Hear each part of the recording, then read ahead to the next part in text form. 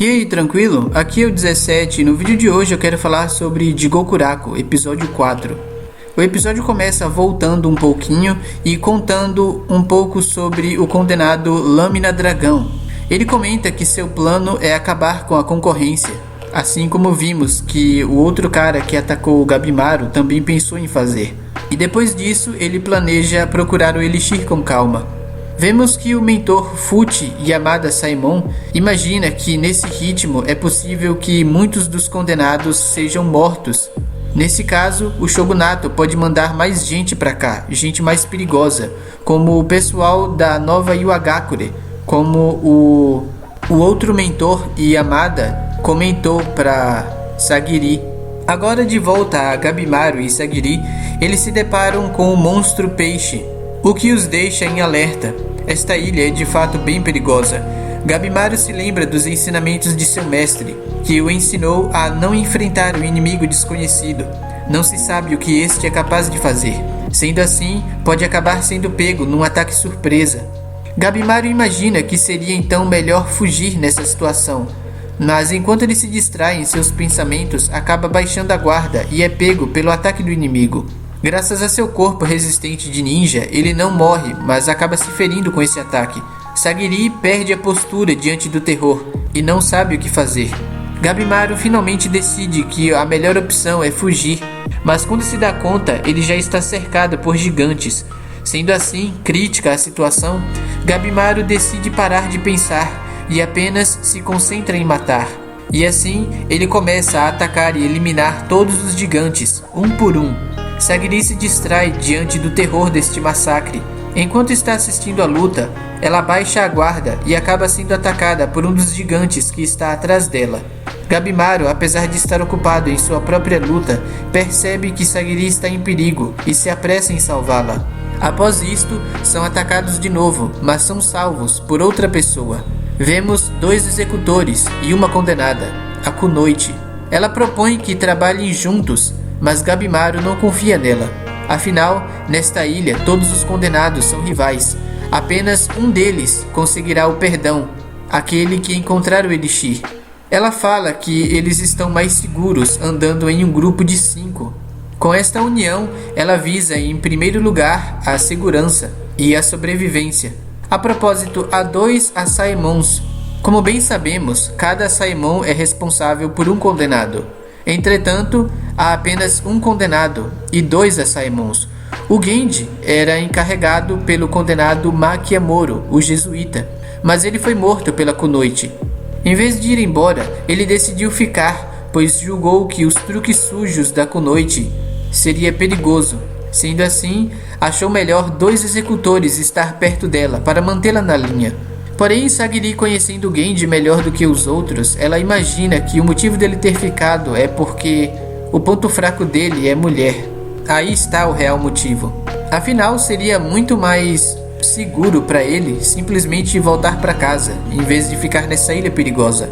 O outro Asaemon é o Senta. Este sim é o executor encarregado da Kunoichi. Gabimaru questiona o que ganha trabalhando com ela. Ela responde que trabalhando juntos, cada um pode contribuir de alguma forma. Gabimaru com sua força e ela com o conhecimento. Dessa forma faz mais sentido. Afinal, Gabimaru não precisa de ninguém para defendê-lo. Ele mesmo pode se defender sozinho muito bem. Então, o tipo de ajuda relacionada à força não é necessário para ele. Mas no que diz respeito à informação, isso é uma coisa que lhe falta conhecimento.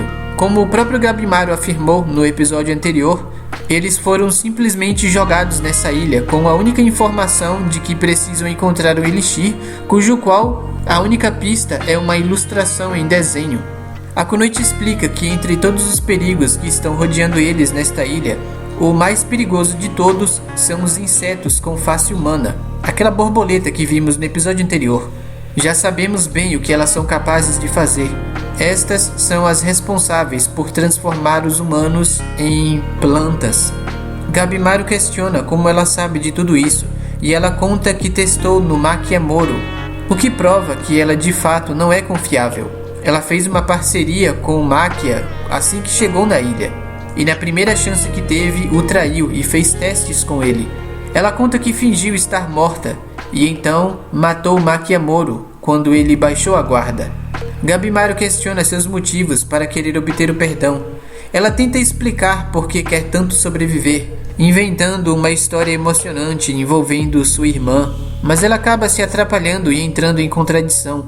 Gabimaru percebe que ela está mentindo, e no fim das contas ela fala que apenas não quer morrer jovem. Após isto, a última pergunta de Gabimaru é o que ela realmente fez com Makiamoro. Ela responde que nada demais, entretanto, sabemos que ela não é confiável e isto pode ser uma mentira também. Ela então pergunta se ele se importa com a vida dos outros e afirma que isso vai levá-lo à morte um dia. Os ninjas sabem muito bem disso. Ninjas devem ser frios e não devem ter emoções. Foi assim que Gabimaru foi ensinada pelo chefe da vila. No fim, Gabimaru acaba aceitando fazer a parceria com ela em troca das informações. Quanto a Sagiri, ela tem sido inútil até aqui. Ela própria se dá conta disso e por fim ainda acaba passando mal e desmaia.